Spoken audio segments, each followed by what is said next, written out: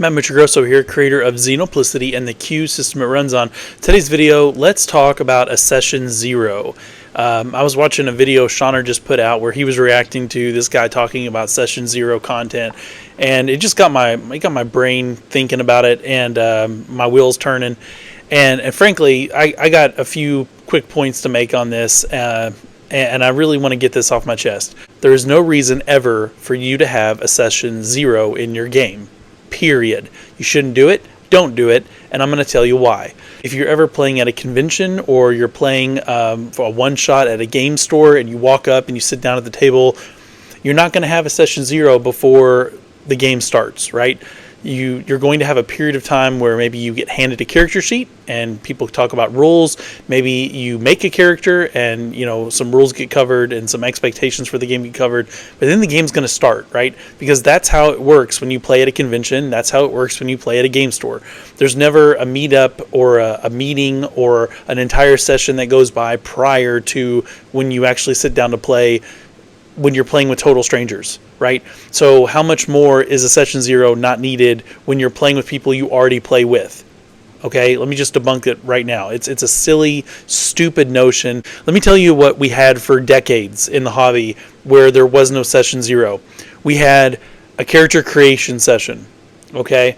It's what people called, I guess, session zero before a session zero and before all these new things were added into it, like safety tools and consent forms and discussing, the content that was going to be in the game, all kinds of nonsense, right? Look, when you're getting together with your friends to play a new game, right, to start a new campaign or to play a new game from scratch, you're going to sit down, you're going to have about 5 minutes of conversation to briefly cover expectations for the table, especially if you've never played with these people before. 5 minutes at most. You don't even need 5 minutes. I've had the opportunity to set expectations with a whole table of strangers, okay, at conventions and whatnot, where I covered every expectation that I had in 2 minutes or less, okay, and then we're off making characters or we're off handing out character sheets and we're going to talk about the rules, the system, and then we're going to start playing, right? You especially at a convention or when you have a limited time frame to work with and you're trying to test out a new game, whether it's a play test or whether it's just trying a new game system that you've never played before, you don't have time to spend an hour covering all of like the weird nuances that might come up in the session, or to cover about talk about everybody's trauma and how they're damaged people. Like, oh my goodness, look, do not play with people that are not mentally there. If someone can't handle a fictional verbal game of play pretend, then they have no business playing tabletop role-playing games ever. Right? They do not belong in the hobby because they are not stable enough, they are not mature enough, they're not adult enough to act accordingly, right? You don't want to play with someone that is mentally retarded. You don't want to play with someone that is mentally handicapped or that's someone that is so damaged in their brain that they can't distinguish fiction from reality. And frankly, it's dangerous to try to put someone in a fictional world when they are going to emotionally become unhinged and unstable at the table because something happens verbally in a game of play pretend, a game of fiction, right? There's no place for them in a tabletop role-playing game ever. This is not your therapy session. This is not your time to work through your trauma, right? We're coming together to play a fictional game. So if that's something that you are incapable of doing, right, you're not able to do it, well then just do everyone a favor and don't show up to a game session, right? Like, be mature enough at least to understand that not everyone is qualified for every hobby, right? I'm not a good basketball player, so guess what? I don't try to go join a team of basketball players to play basketball. Okay, and if I had an issue, if I only had one leg, then I'm not going to try to join a football game, right? So if this is a game, a mental game of play pretend, of fiction, of collaborative storytelling, right? So if you have a mental issue, well then you have no business being in this hobby. right? Because it is a social game. It is a mental game. It is a game where we sit around a table. We are all in a safe space, meaning that there's no danger around us, right? Everything that gets done is just things that are being talked about and imaginated in the minds of the people at the table, right? It is the safest hobby that there is. I've talked about this in other videos. So if you think that this is unsafe, if you think that this is something that you don't think you can handle, well, good. Stay away from it, because you're not the target audience for this hobby, right? And I'm not saying this to be cruel or to be mean. I'm saying this very bluntly and a matter of factly because not enough people are saying this. These are things that just need to be talked about and openly expressed, right? It is what it is, right? So if you have a mental disorder, if you cannot determine fiction from reality, if you have, if you lack the social skills needed to just sit at a table and play a game of collaborative storytelling and play pretend with other adults, then you have no business playing the game. You have no business getting into the hobby. You've got no business trying to sign up for a game and go play with people if anything that gets said in a fictional setting is going to trigger you or offend you or to make you cry or to make you have an unhinged emotional breakdown, right? You got no business being in the hobby. So stay away from it. Right? Don't ruin the hobby for everyone else. Just stay clear of it. All right, so let's talk about what is in a game. In my personal game, there is no topic that is off limit. Period. Anything can happen. Remember, this is a fictional game. It is a game of play pretend. It's not real. It's a game of play pretend. And because it's a game of play pretend, because it's not real, because there's nothing that's happening with words, okay, has any impact on anyone in reality at the table, right? We're all sitting around a table talking. That's all we're doing. Then there's nothing that's off limits. As a matter of fact, a fictional setting like this is a perfect avenue to explore dark themes and explore things that otherwise would be taboo, otherwise would be inappropriate, right? For instance, I go into a dungeon and I'm going to be killing everyone that I come across because they're all bad guys, they're all my enemies, they're trying to throw me back into a prison cell, whatever.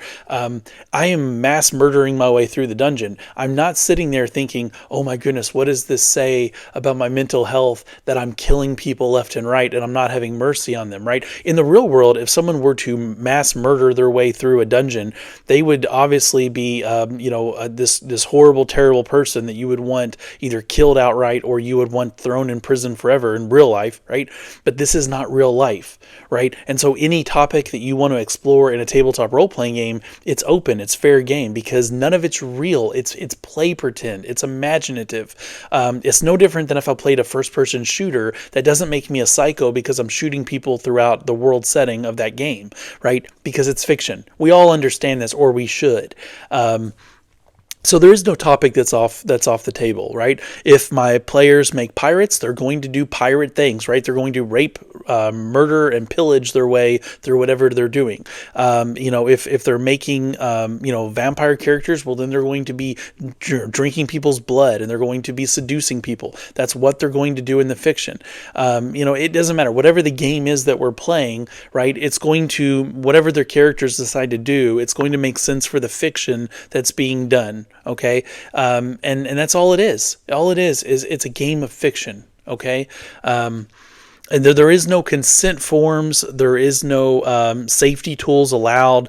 You do not allow safety tools for your table, right? This is really just authoritarianism. This idea, this person is such a narcissist that they think that they can have an X card or they can do some kind of weird motion with their hands in an X shape, and suddenly everybody's fun has to stop because of their feelings. Okay, it's really a psychotic way to think about things. Imagine if I went to go see a movie and something happened in the movie that I didn't like. So I had the whole movie stop and everybody's fun watching the movie come to a grinding halt because I felt triggered by something in the movie, right? There is no consent form. There is no contract that you sign. Let me tell you something. Your consent is that you sat your butt in the seat at the table. You're sitting at the table. That's your consent. If at any time you feel that you can't handle this fictional game game of play pretend, of this word game, okay, then you get up from table and you leave the room. That's all there is to it. As long as you're sitting at the table, you have given your consent to whatever is happening in the fiction. Okay, and you don't need to overanalyze it or deep think it any more than that. It is what it is. All right, now, you do not need more than 5 minutes to set proper expectations for do's and don'ts for the game session, right? For how players should act, how the game master should act, how long the game's going to run, what's going to be involved, when we're going to take breaks, right? This kind of thing. What kind of role play expectations you have for your table with your players. All of that can be covered in 5 minutes or less. You don't need a social contract that's all written out for this. Some people do. I think that's overkill. If I went to go play a game of Uno and someone pulled out a legal form or some kind of written out document before I could sit down and play the game, and they were like, well, actually, you need to read through this whole thing and then sign it before you can play with this, I just wouldn't play with those people. I think that is weird. I think it's overkill. I think it's unnecessary. All of that. All right. Yes, you want to set expectations at your table, but all expectations can be set through a verbal conversation that takes less than 5 minutes. And then you move on, you get over it, right? And you have a follow-up conversation with someone if they do something that violates that verbal agreement that you guys had together. Remember, this is a game of communication. This is a social game. Okay. So, you're going to use communication to set expectations and then also to resolve issues that may pop up, depending on what's going on. All right. So just talk to people, right? Act like an adult, treat the other person like an adult, be respectful, be polite, right? But just talk about these things. Just use your communication skills to have a just normal conversation with the people that you're playing with prior to the game starting. And you don't have these issues. Like if you set proper expectations, right? Just having a conversation with people, I have very rarely has there ever been an issue after that, right? Most issues that I've ever had at a table, right, have been because I didn't set a proper expectations, and then there was just a miscommunication over the way something worked or the way certain things were going to play out. Okay, so if you set expectations just verbally, that's usually more than enough. And then you can spend another 5 minutes going over rules of the game, mechanics of the game, how the game works, how the game is going to be played, right? This is especially important if it's a new game system, a game system that maybe you're introducing people to or that your group hasn't just played before. And so maybe it's a game that they have played before, but it's been several years since last time you had a campaign in it. So again, you just want a refresher on some of the way the mechanics work. If there's some kind of meta pool of resources that are going to be spent, how do those things work? How are they going to be spent? How do dice works? How do the dice rolls work in the game? This kind of thing. Just make sure everyone's on the same page about the mechanics and the rules. When to roll, how to roll, that kind of thing. Okay, and then you're ready to play. Then you're ready to go. All right. I've never had in 30 years of playing tabletop role playing games, I've never come across an issue that couldn't just be resolved with a conversation. I've never had an issue where an entire game just fell apart and broke apart, or and it resulted in chaos or hysteria. Okay, never. It's never been a thing. I've played with total strangers on multiple occasions at conventions and get-togethers. Right, I've showed up at other people's game nights and then ran games for them. And again, I've never had an issue. Just because you have a simple conversation, you set expectations, you go over the rules. Right, you make characters together, and then you just play the game. Right, what people call a session zero. Instead of doing all that, I suggest again. 5 minutes of rules, 5 minutes of expectations, make characters together as a group, and then jump right into gameplay. And that's all you need to do. That's your first session, right? Your session zero, your first session, whatever you want to call it, you just go from there, okay? And the reason why I suggest making characters together is because a lot of the times, depending on the game system you're playing, it may be very important that player characters be able to interact and engage with each other in certain ways, right? Like for instance, if you're playing a game like Traveler, right, it's nice and convenient if everybody that's on board a starship, that they are all good at a specific thing, right? Maybe you have a mechanic, maybe you have a captain of the ship, maybe you've got like a gunner or some kind of assault team kind of people that are good for boarding other ships or for getting into situations with pirates or aliens or whatever you're going to get into And if you're playing a game like Shadowrun, it's good to have everybody in the group be really specialized at one particular type of crime, right? So you've got your street samurai, you've got your rigger, you've got your decker, you've got your face, right? It's good to be able to kind of play off of each other and kind of get a feel for what everybody wants to play at the table. Even if you're playing a game like D&D, it's nice to have different roles, in the game. Everybody specializes in something. You got your fighter, you got your rogue, you got your wizard, you got your cleric, right? That way, everyone feels like they're kind of important and they're special in their own skill set. So to do that and to do that effectively, right, to make sure that two people don't show up with characters that are too similar or too much the same, then it's easy and it's fun to just have your first session be where everybody makes characters together, and it can be a lot of fun, especially if you start tying in backstories with each other, or maybe you go around the table and have everybody come up with a secret or something that they know about one other person, that's one of the other player characters. Then again, you can kind of get these really cool kind of moments where characters are building off of each other. In Traveler, this is also important because there's a mechanic in there during character creation where you go around the table and everybody picks a skill out of like a group of skills, and so again, that's nice to do actually with everybody at the table together, so that works well. And there's also an option of tying together backstories and getting skills from that, all right, that you can do during the character creation of Traveler.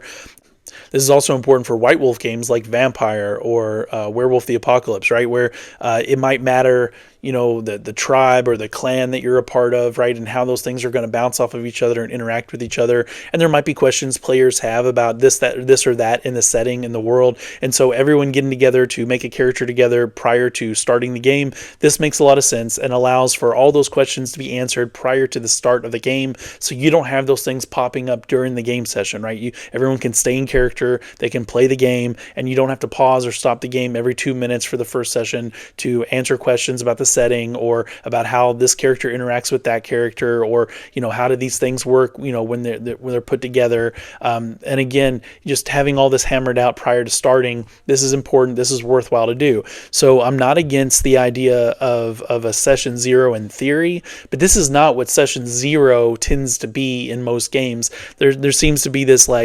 over talk. Okay, there seems to be this idea that a session 0 needs to be there where you're learning all about the lore of the setting, and scent forms are being filled out, and the people are being told and described how X cards work. All of this is garbage. It's all garbage. You don't need none of that, right? You prior to a game starting, you can hand out just a piece of paper with some basic lore on it, or you can read for like a couple of minutes or less on the general lore that's needed to just play the game. Like if it takes more than one paragraph, right, maybe a handful of sentences for you to explain the setting, then you're doing it wrong, right? You just give some brief description and then you get right into it. You don't start going on and on and on about the back history of the nation and how this continent has been in turmoil for centuries and how this conflict happened hundreds of years ago. Like, you don't do none of that prior to a game starting at all, right? Any kind of lore, like depth, needs to be provided in the game by an NPC or by them finding a letter or by them reading a book, or doing something in the fiction to reveal that kind of information to the player characters, right? And then the players will know it because their player characters know it, right? So they learn these things as the game plays, as the game works. You're just covering some bullet high points. All you need to do prior to the game starting is cover some bullets really quick, on what's vital for them to understand about the game, and then you just run with it. Then you go with it. You start the game, you play, and little by little, as time passes in the game, right, the players are learning more as their player characters learn more, and that's as deep as it needs to go. Remember, this is just a game. Okay, so in closing, you need 5 minutes or less to cover expectations for the table, for the players, for the way the game session is going to play out, and what's expected of a player and what's going to be expected of the game master. You need 5 minutes or less of time to cover rules and mechanics and dice rolling and all those things, how the character sheet works, right? How if there's things on the character sheet that need explaining for how hit points work or whatever, then you do that in this time. Then you guys all make characters together. This depending on the system should take anywhere from from 5 minutes to an hour,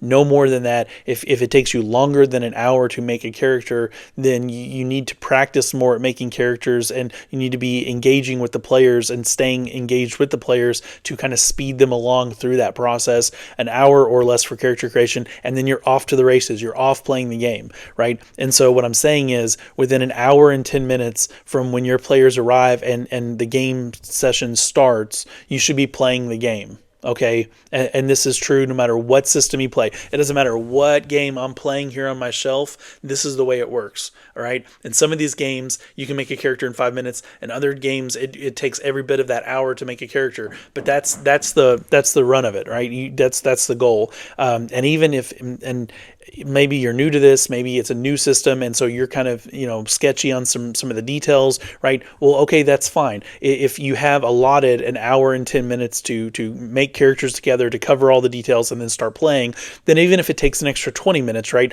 then you're still only an hour and a half into that first session before gameplay starts, and that's fine, right, for the first time around, right? But normally speaking, again, I just 5 minutes for expectations, 5 minutes for covering mechanics, 1 hour or less to make characters, and then you play the game. That's as much depth as you need to have in a tabletop role-playing game. If you're taking longer than that, then you're doing it wrong. You're doing it in an inefficient way. And that's why I say you do not need a session zero. What are we talking about when we talk about session zero? Are we talking about us all getting together, right, to play a tabletop role-playing game, but then not actually playing the game? Us all just sitting around and talking about playing the game for how long? How long are you going to do that, right? A couple of hours? Are you going to do that for 3 hours or 4? How much time did you have set aside to even handle this? And then how much is just wasting time?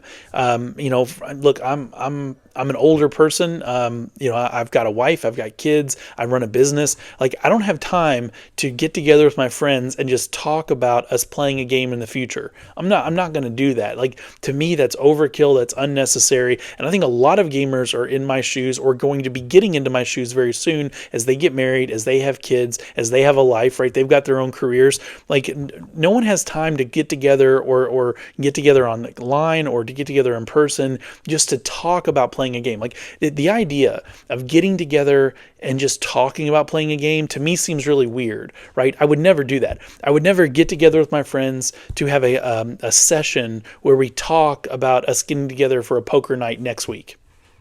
I just wouldn't do that. Like, even if someone's new to poker, right? You get together, you cover the rules, and then you start playing. And they figure it out as they go. Because the truth about any game, right? Every game, no matter what game it is, whether it's a simple board game, whether it's a card game, whether it's a tabletop role-playing game, there's a certain aspect of learning a system, learning a game, that you don't get until you actually just start playing it. And you can read the rules over and over again. You can have them explained to you over and over again. But usually the best tool for teaching the way a game works is just to play it. And then you learn as you go. Okay, so anyway, guys, that's what I think about this. Let me know what you guys think in the comments below.